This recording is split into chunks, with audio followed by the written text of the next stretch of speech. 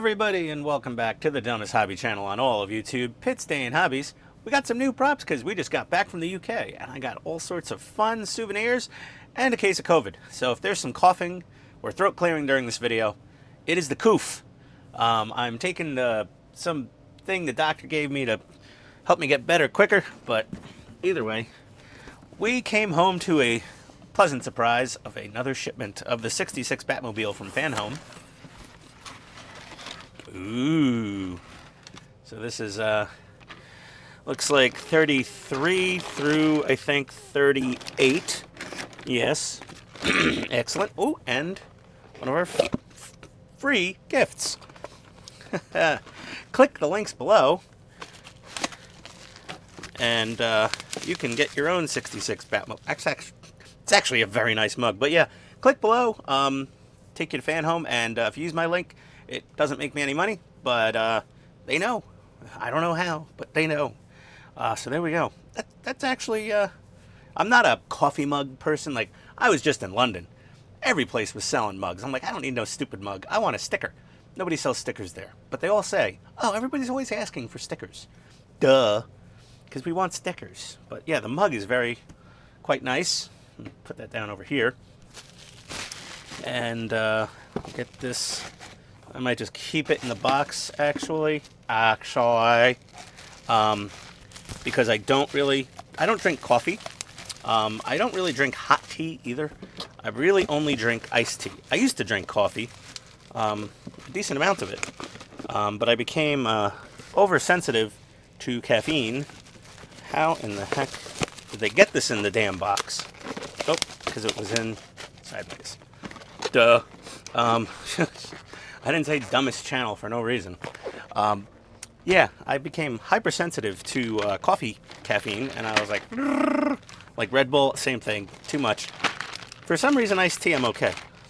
So we got all these parts here. I'm going to put these off to the side, and I guess we got to start with 33. Let's get our little manuals out of the bottom here. All right, some more of those cute little comic book sized instructions. So, you know, those who already have vision issues, they've made the manual even smaller. So, yes. There we go. Leaf spring. So we're probably going to have to get the chassis out. But let's get this out of the way and I'll be right back. Alrighty. So, stage 33 is basically the same as stage 32, I guess. You're going to want that little wrench tool doohickey thing that came in there, or you could get yourself a lovely set of Viha nut drivers. You can click the Amazon link below that I have, and that will take you to my Amazon affiliate store. Make a couple cents. But yeah, they're in the list of tools somewhere. They're a long list. I got to reorganize that damn thing. It's like shopping in Walmart after a tornado blew through it. Trying to find stuff in there, but whatever. Do our best. So let's see here. Let's go over to this part here. So we're basically going to do the same thing. We're going to do the mirror image of this. So we're going to take this leaf spring, and I believe it goes on with the long end facing back. Yes. Let me see here. Yes, that looks accurate, because if we put it the other way, it's all cattywampus. Yeah. So the longer end of this part should be towards the rear of the pumpkin. Right there. And we'll get our little plate. And we shall attach our plate right in the center with one EM screw. Let me get that in, and I'll be right back. All right. So now that screw's in there, you want to be able to wiggle this thing just a little bit. Wiggle it. Oh, stop it, Ian. Oh, no one wants to hear. You know what would be the scariest thing in the world? Me karaokeing. Oh, boy. And we got our two U-bolts. These are beautiful. They're real metal U-bolts with like an actual metal leaf spring with individual like spring leaves in there. It's quite nice. And we're going to drop these down onto the U-bolt plate like so. Come on, focus. Like that. We're going to do those two, and we're going to put on 4 of these little nuts right there. They only give you 4. They don't give you extra, so don't lose them. I'll be back in a sec. Alrighty, so just like real leaf spring U-bolts, which these basically are miniature versions of, once you just want them finger tight to start with, okay, and then you go in a star pattern crisscross, and just a little at a time until they're fairly snug. That you don't need to really crank down. I'm worried you would stretch or strip a bolt potentially.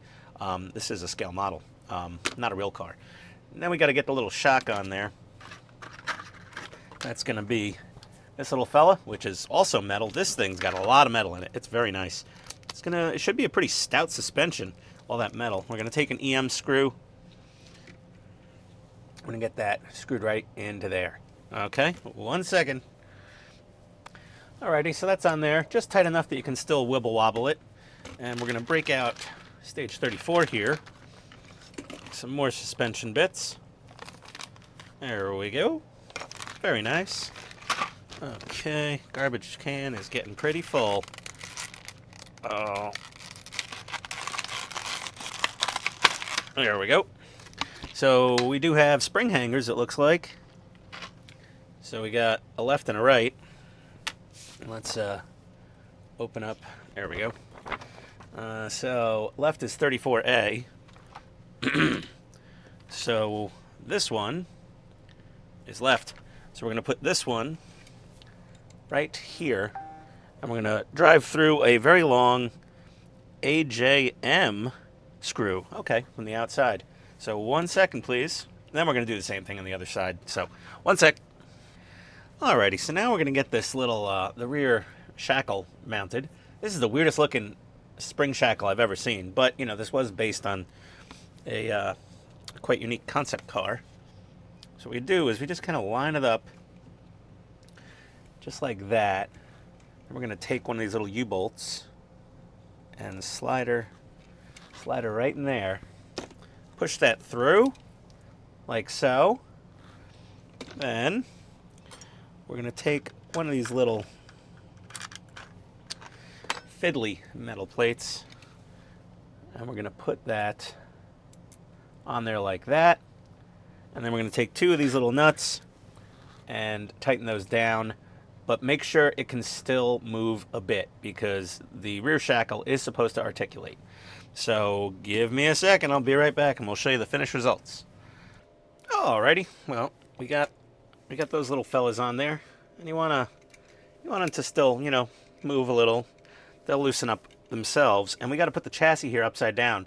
So what I did is I stood it on two short Tamiya paint cans, two spray cans there, right here, so that the engine does not rest on the work surface. That would be bad, okay? And then what we got to do is a little bit of gymnastics here, because we've got to get these little shock shafts into the shock bodies that are attached to the frame rails, and we got to put these little springs on the ends of these shock shafts and get them in to the shock bodies. So this should be fun. Let's see here. And then we're gonna get this one in there. It's not really a good view of this, I'm sorry. Dope! Okay. Gotta get the son of a chicken nugget. Okay. Where's the spring? Oh, there it is. Okay, give me a second. But yeah, you get the idea what we have to do. It's a little fiddly. 1 sec. Okay, so I think I cracked the code on this. Basically, I just started one screw on each of these, and that will let you basically, and I also, son of a, that's been happening to me because I'm a dumbass. I also tighten these down so that they don't flop around. They're still movable, but they don't flop around. Drop the springs in there, and then you could just tilt this up, drop the shock shafts down into there, and then get your rear shackles pushed into place, and then you can finish tightening these four screws up here, and then we're going to flip her over, and we got to put two EM screws in the bottom. So just give me a sec. I'm going to get these other screws in here. We'll be right back. Alrighty. So those 4 are tightened down. And we're going to take our chassis. We're going to flip her back over. And since it did fall off the cans at some point, a couple of my spark plug wires did come out, but I'll fix those. I'll fix those after the fact. That's fine. Could have been worse. But that's why you want to have it stood up on something. Maybe put something with some traction on top of those cans, like a microfiber towel or some shisa. Okay. Well, I just lifted this up, and those came out, and fell out of the shock shafts. So we're going to just get those back in there. This is what I was trying to avoid. I mean, I don't know how necessary... Honestly, I don't know how necessary these stupid little springs are. I don't think it's ever going to flex enough to need to go in there. Oh, 1 second. Be right back. All right. So now that those are back in, hold this together while flipping over until its weight is resting on the axle. That'll keep everything from falling out. And then we got to get an EM screw right there and on the opposite side right there. So let me pop those in real quick, and I'll be back in a second. All right, so after fixing my plug wires and deciding to affix them with some black sand acrylic glue, we're on to stage 35, building the steering box. Ooh, exciting. So that's got a little fancy brass gear in there. And when you're building a steering box with gears or anything like that, I go for the shmoo. This is my preferred shmoo, is Keys silicone grease. It's good for everything. Doesn't hurt anything. It's very nice. It's food safe. You can literally, I wouldn't eat it. You'd probably end up in the bathroom. But yeah, do not take internally. But it's food safe. So like if you have to grease O-rings on like a kegerator beer tap, you could put a little on there. It's fine. It's fine. It's fine for like minimal tiny bits are food safe. I don't know why they say food safe. It's food grade. No, whatever. I digress. When I see something silly like that, I have to warn people not to eat it, because that's the internet of today. Oh my God, really? I don't think we have any Tide Pod Challenge winners watching this channel, but if we do, please stop it. Batman would disapprove. Although Batman does have a Tide Pod resuscitation kit in his utility belt for those dumb kids that do that. Here we go. Let's see here. Come on. Careful. There's a lot of little things in here. There we go. All right. We got some screws. And let's see what we're doing here. We're going to build the gearbox. We're going to take one of these parts. Take this bit right here and our brass gear shaft. We're going to drop that in there. Oh, that's rather wibbly wobbly. And then we got to get this other thing. Here's what we're going to do. So we're going to place this into here like that, with this facing that way. And then this has a little square shaft, so we want that diamond to be facing like that. Okay, out of there. And at this point, I am going to take this opportunity to shmoo my gears.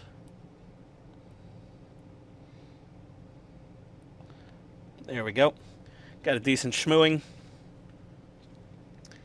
And then we gotta carefully, and the grease actually helps hold things in place, put the top on here.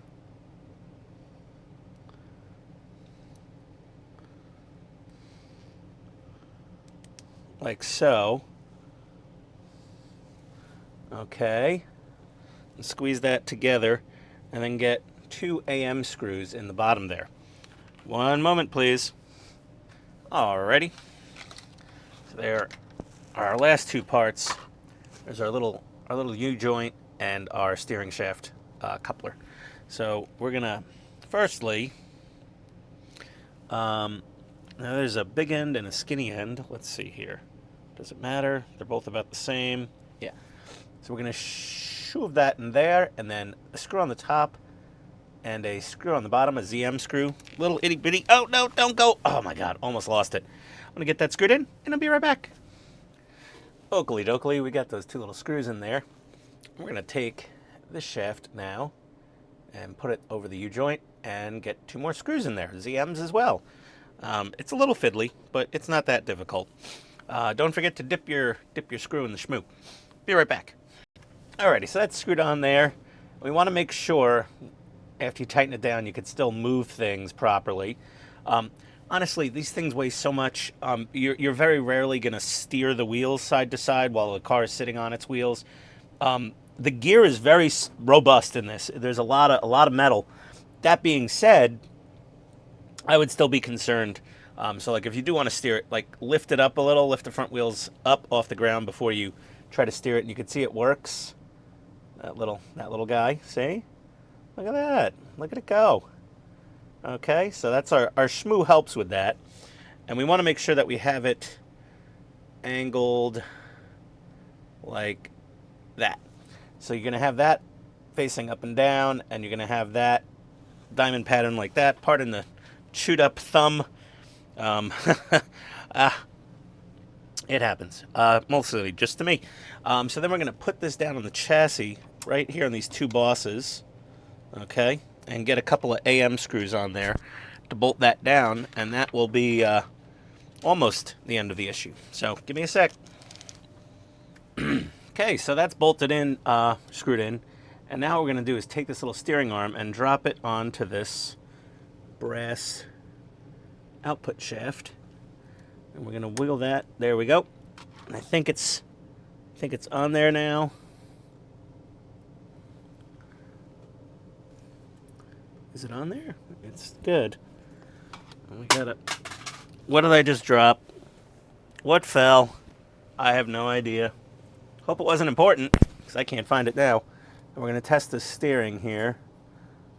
Oh yeah, look at that. Oh yeah. That's quite nice. Okay. I'm going to get 1 AM screw right in there. I'll be back in a sec. I also got to figure out what the hell fell on the floor. 1 minute. Alrighty, well, that screws in, and we're done with stage 35. Let's grab stage 36. See what's in here. There we go. Oh, we got a drive shaft. Maybe we will leave the car upside down. I'm not quite sure yet. So we're going to be assembling the drive shaft and then installing the drive shaft. Very nice. Okay, so we need 36. We get those parts right over here. Just like one of those fancy cooking shows. Just whip things out of the corner of the screen. There we go. Come on, come on, come on, come on. Open. Pull those out. Okay, nothing left in the baggie. Okay. Ooh. Look at a little carrier bearing thing. That's pretty nifty looking. It's not going to rotate, but it looks cool. It looks the part. This looks like all plastic bits, which is fine. They don't need to be metal. They're not like supporting anything really of any substance. A bunch of AP screws. That's what we're doing here. Okay, so I'm gonna grab this front shaft part here, and my tweezers are somewhere. Hello. Nope. Oh, just dropped that. Okay. Oh, there's the tweezers. Grab one of these U-joints. No, no, no, no, no, no. I am just butterfingers today. I blame the COVID meds. Just blame the COVID. There you go. Everyone just blame the COVID. It's always a good excuse. Like that kid in class, you just blame them for everything. I'm going to throw this into here like that with a couple AP screws on either side. 1 second, please.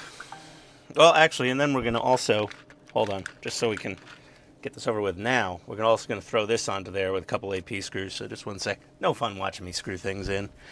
Or it's more fun watching me screw things up. Be right back. Okie dokie. So that's all together, just like so. I screwed them together pretty snugly. because, you know, I don't want it to be all wobbly floppy and everything. So we're going to just put this through the carrier bearing hole, which is just like a hot dog down the hallway. Now on the end of this, we're going to place this shaft right onto that nub. Then we're going to get the top of the shaft. Actually, that's the top. And put the bottom, the one with these littler holes, on there. Come on. And we're going to get the top on there. And we're just going to sandwich them over that little nubbin. Just like that. And then we're going to get 2 more AP screws on here. And this probably fits over that part better. So we'll see. But yeah, a couple AP screws, and I'll be right back. Okay, now that that's screwed together, we're going to take another universal joint and put that right in there and attach that with a couple more AP screws. So 1 second, please.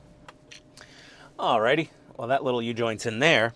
Now what we got to do is we're going to pop it into the output yoke of the transmission and onto the input of the rear differential, and a couple more AP screws here and a couple here, and we'll be all set. So that should be good. Very nice. 1 moment, please. Alrighty, and there we go. Drive shaft is in. This carrier bearing mount is just kind of flopping around in here. It's probably going to get bolted to the bottom of the floor pan when that goes in. Oh, spoiler. 37's up. And it is the floor pan and a poop ton of CM screws. Let's get that big sucker out of the box. That's got a little bit of weight to it. Okay, oh boy. Okay, now these, I mean, if you didn't already start to understand the gravity of what we're in here, this is, there we go. Jeez. Oh! Okay. Oh, jeez. Look at this. Okay, suffocation warning. Don't let pets or children play in the bag. Again, we have to warn people about the silliest things. If we had no warnings, I think the world would be a better place. Like almost 0 warnings. Just let everyone figure it out. Oh, that's... Ow! Die-cast metal. Ooh. She's a big girl. Look at that. Okay. No, I'm not body shaming the Batmobile. It's beautiful. It's beautiful. All right, let's get that plastic clamshell out of the way, and we're gonna... Not quite sure where that goes yet.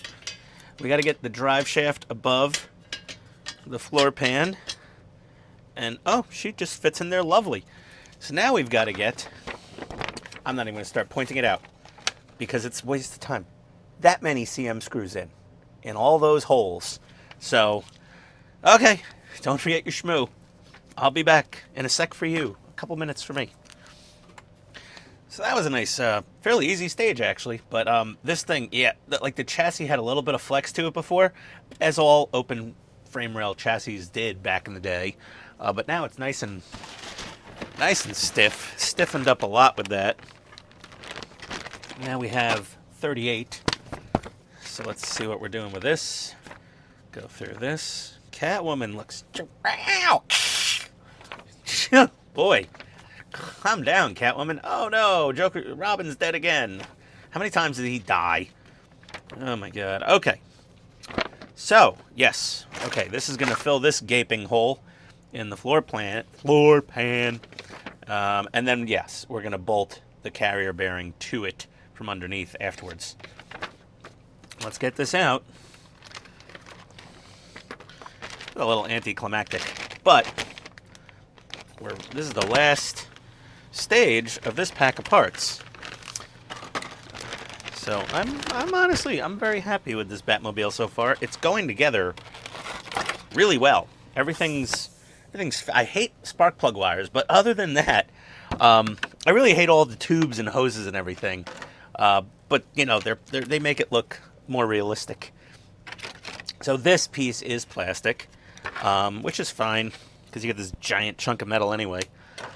Get a little plastic trays out of there. This is gonna drop down. Let's get this in the right place. We gotta kind of, there we go. Now it sits down pretty much, mostly. Gotta get that little carrier bearing, just so. I'm gonna flip this on its side, actually. I have an idea. Yes. So I'm going to basically pre-position the carrier bearing underneath the floor pan. It doesn't want to snap down.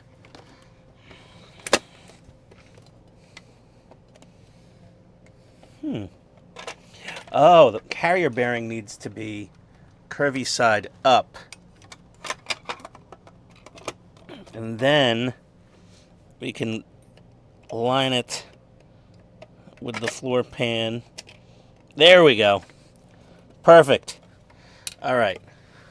So you want it like that. Okay. And then your floor pan section here. It's like the seat tub area. I don't know. The seats? I'm not sure. Then it'll drop down all the way. And then, a hell of a lot of more CM screws incoming. Still had a couple left in this other bag. So we're going to just go around the perimeter of this thing with CM screws. 1 second, please. All right, so that is screwed down there nice and snug. And now we got to get our AP screws into that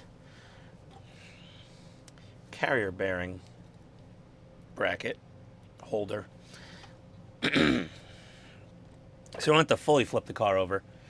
We can get to it. We can get to it from this angle fairly easily, and yeah, just get a couple screws in there. Very nice. Come on. There we go. Go in your hole. Very good. Good screw. All right. Carrier bearing holder is in, and the drive shaft still rotates, even though it's pointless. It doesn't do anything. But yeah, there we go. So it binds up a little. Good thing this thing doesn't have a functional rear differential. So yeah, there we go. What do you think? I think it's big. It's getting a little heavier. Oh, this arm is sore. And yeah, looking nice. Fun. Speaker's going to go there. Power switch is going to go there. Assuming the battery box will go there. Nice and simple. And I'm probably going to use some sort of battery eliminator or something. I'll figure something out. So I can have it like remotely powered with a USB type, whatever, something. So yeah, there we go. Hey, thanks for watching, everybody. See ya. Same bat time, same bat channel, same bat brain. Right here, Pit Stay and Hobbies. Fanhome 66 Batmobile. Click the links below. Like, subscribe, comment, ba ba ba ba ba. Adios, people.